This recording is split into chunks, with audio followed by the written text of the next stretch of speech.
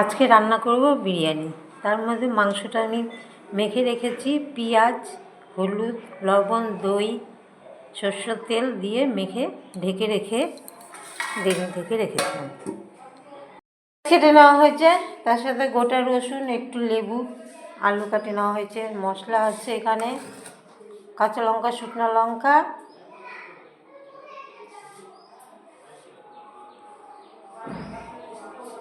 আর এখানে আছে রসুন বাটা। তেল গরম হয়ে গেছে, পেঁয়াজ ভাজতে দেওয়া হবে। এখন পেঁয়াজ ভাজা বসিয়ে দেওয়া হলো। বেরেস্তা হয়ে গেছে, মানে আলু ভাজা হচ্ছে। বিরিয়ানির আলু ভাজা হয়ে গেছে, এখন মাংসটা কষানো হবে।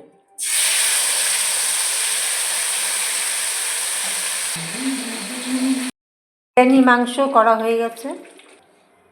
বিরিয়ানির জন্য বসানোর জন্য জল দেওয়া হলো, ওর মধ্যে গরম মশলা, লবণ দিয়ে ফুটানো হবে। একটু তেল দিয়ে দিব,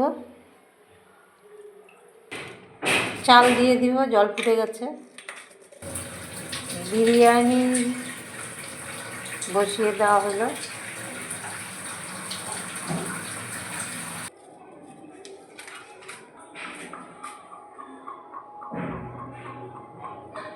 ঘি দেওয়া হচ্ছে, বেরেস্তা।